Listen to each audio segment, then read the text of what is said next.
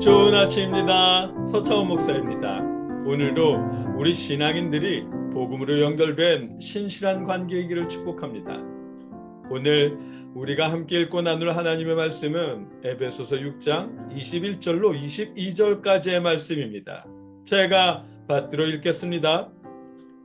나의 사정 곧 내가 무엇을 하는지 너희에게도 알리려 하노니 사랑을 받은 형제요 주 안에서 진실한 일꾼인 두기고가 모든 일을 너희에게 알리리라.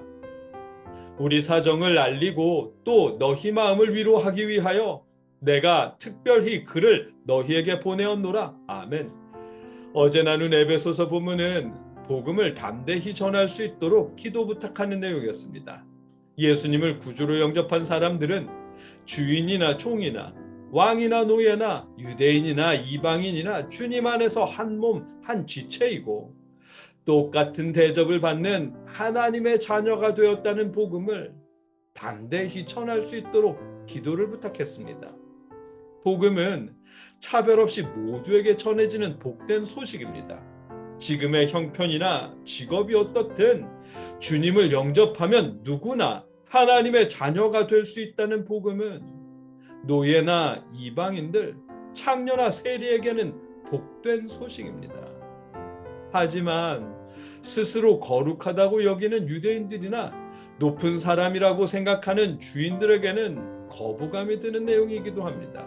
왜냐하면 높은 사람들은 스스로를 낮춰서 노예와 같아지는 것이 싫을 것이고, 거룩한 유대인들은 자신들이 이방인들이나 창녀와 같아진다는 것을 받아들이기 쉽지 않기 때문입니다. 예수님은 사람들을 구원하시기 위해 스스로 하나님의 자리를 버리고 인간이 되셨지만 그 사실을 자신에게 적용시킬 때만 감사한 일입니다.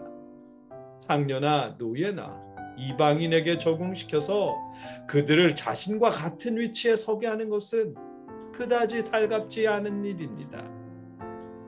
순수한 복음은 그래서 인기가 없습니다. 복음을 전하는 사람들은 갇혔고 바울 역시 쇠사슬에매였습니다. 복음을 전하느라 갇혔기에 더욱 담대히 복음을 전할 수 있도록 기도를 부탁했습니다. 어제 나눈 말씀입니다.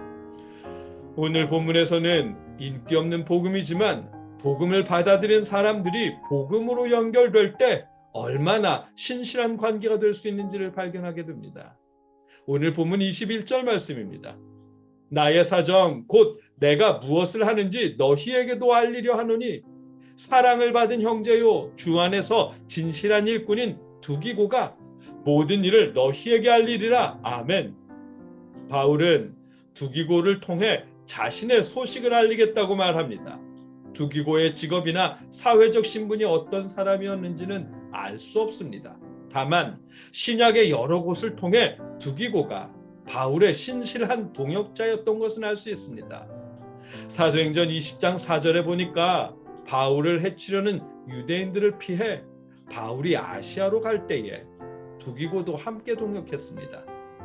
아시아까지 함께 가는 자는 베레아 사람 부로의 아들 소바더와 데살로니가 사람 아리스다고와 세군도와 더베 사람 가이오와 및 디모데와 아시아 사람 두기고와 트로비모라. 아멘. 바울과 같은 위험에 처할 수 있었지만 두기고는 그럼에도 바울과 동행했습니다. 그런가 하면 디도서 3장 12절에서도 내가 아데마나 두기고를 내게 보내리니 그때에 내가 급히 니고볼리로 내게 오라. 내가 거기서 겨울을 지내기로 작정하였노라. 아멘. 바울은 두기고를 디도에게도 보내었습니다. 디모데후서 4장 12절에도 두기고는 에베소로 보내었노라. 아멘.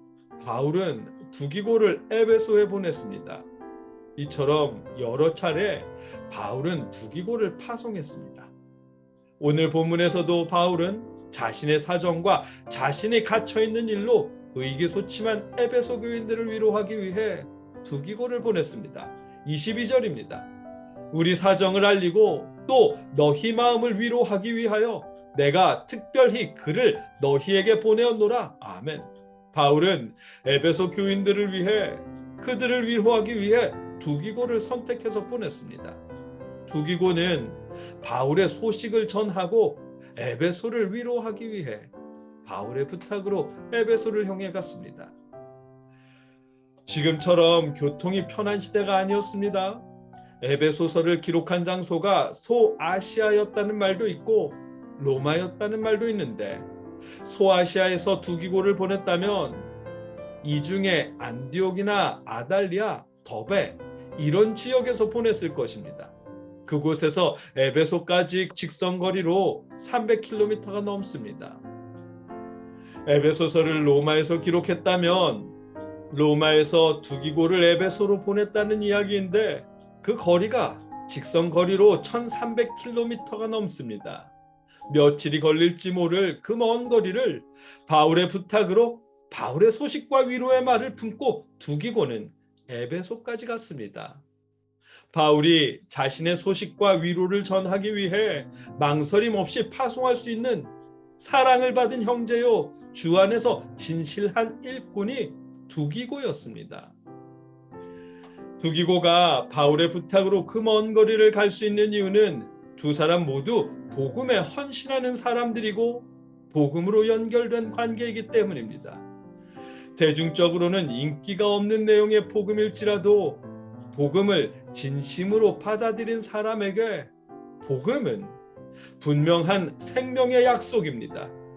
그렇기에 생명의 복음으로 연결된 두 사람은 아무런 대가 없이 먼 거리를 받아치 않고 서로의 부탁을 들어줄 수 있는 것입니다.